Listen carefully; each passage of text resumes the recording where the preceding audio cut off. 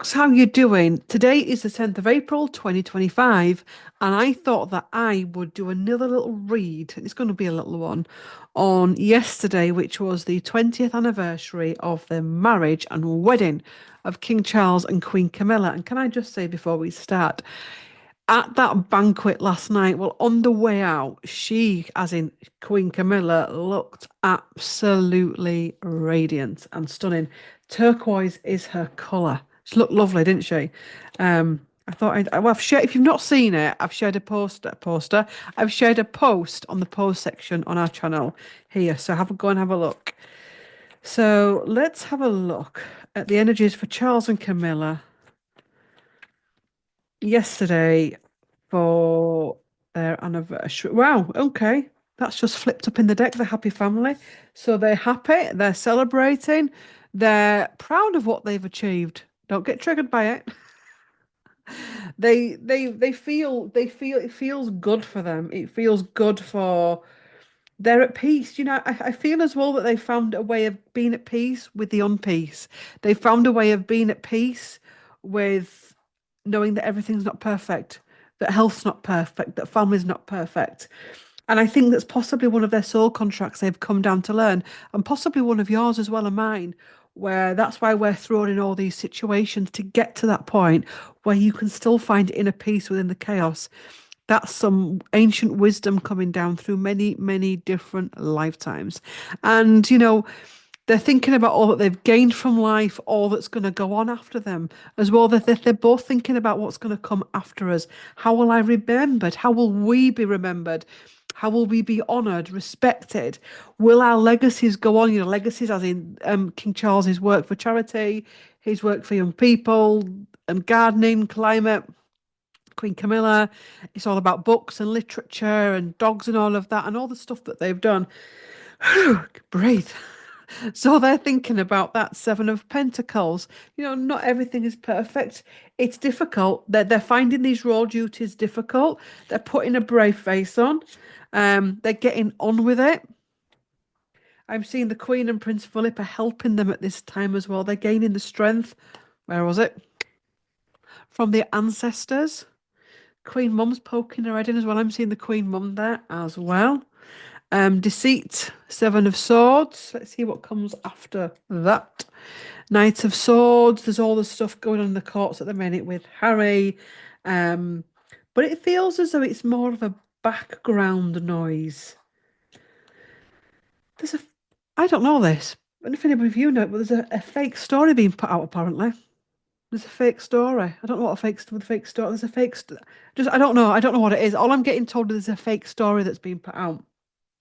I don't know if it's about them or one of them or the family. There's a fake story that's being put out. And maybe this Knight of Swords is also trying to put an end to it. Interesting. The page is Pill. The Page of Cups is the wish. That's interesting. Charles is being visited by his younger self. It does happen. It's happened to me. Memories of his younger self, in order for him to make peace with his younger self and for him to be kinder to his younger self. Being the king that he is now, being the wise man that he is now, getting to the age that he has with all the life experience under his belt.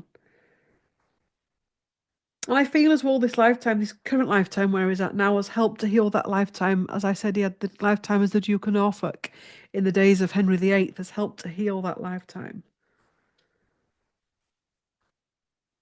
I wonder if the energy of Henry VIII is around him as well. That's just reminded me. I time travelled again the other night and ended up bang smack in the middle of some palace with Henry VIII. And it was so... I can't even explain how I do it. I don't even know I'm doing it, but like this body just goes unconscious, man. Whoa, nothing's there. And I just felt myself going, Claire, come back, Claire, come back, Claire, come back. And literally, a portal opened and I went through it.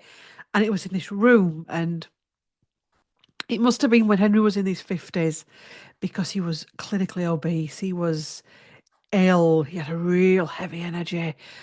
There was just this real darkness about him. And it was like, oh. and his face was all puffed up, and it was him. And I was stood there going, "Oh my God, it's you!" Obviously, he couldn't see me. I was just a ghost from a different bloody lifetime in the future. And there was a man of the cloth, or a learned man in there with him. He had the quill out and he was writing things, probably someone's death warrant, I don't know. Um, and it was like, whoa, I actually saw him. I know what he looks like, smells like. I could even see the dust in the light of the window coming in through the whoa, it was huge.